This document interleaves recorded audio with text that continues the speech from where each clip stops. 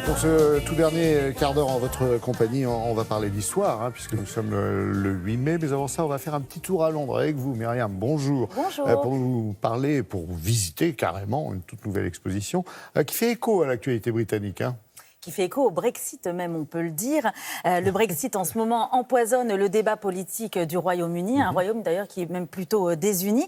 Et il s'agit effectivement du travail de Martin Parr, le photographe. Alors Martin Parr, ça fait 40 ans qu'il sillonne le monde un petit peu pour documenter avec son appareil photo la société occidentale, mais il sillonne surtout les routes du Royaume-Uni, donc c'est vraiment un peuple qu'il connaît bien, c'est aussi son pays d'origine. Alors pour cette exposition, il questionne cette identité britannique.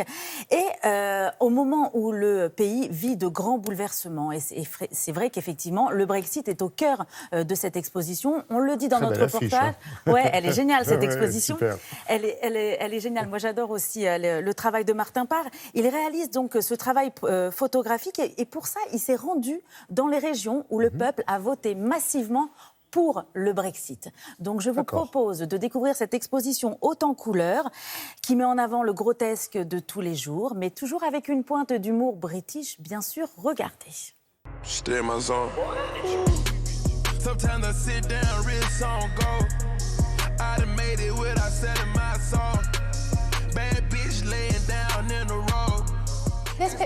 Cette photo est symbolique du travail actuel de Martin Parr.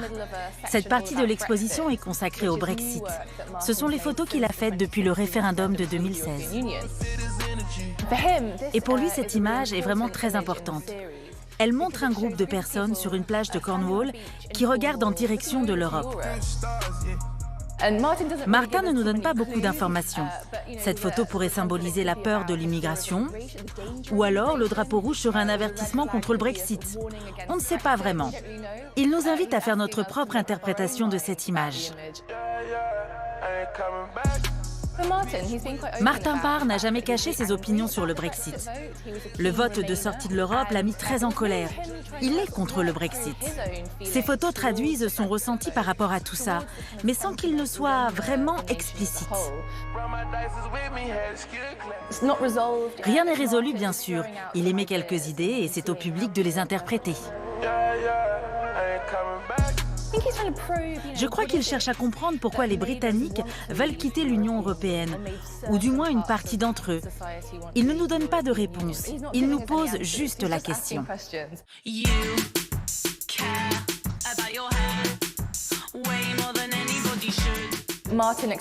Ici, on peut découvrir sa série d'autoportraits qui ouvre l'exposition. Ces photos ont été réalisées en studio sur plus de 40 ans.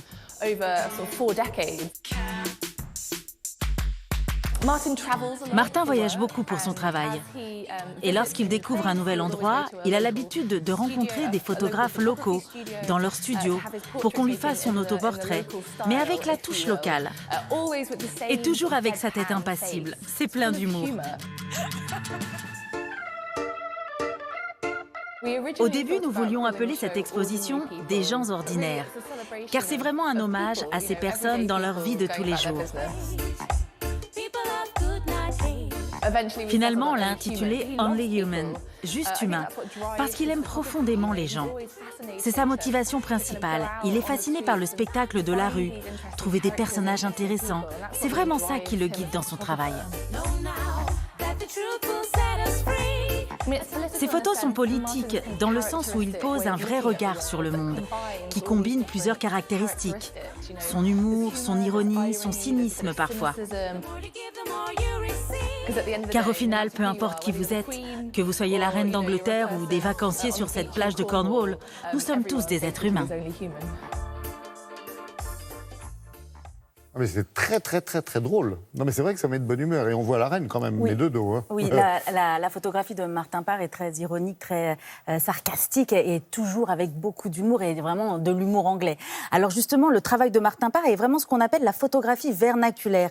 Une photographie, d'ailleurs, que les grands musées adorent, qui n'a aucune visée artistique, mais qui relate uniquement le quotidien. C'est ça la photographie de Martin Parr, une photographie que je vous invite à découvrir. Donc c'est à Londres et c'est jusqu'au 27 mai. Exactement. Au National Portrait Gallery. Exactement. Waouh, NPG. Merci beaucoup. Allez,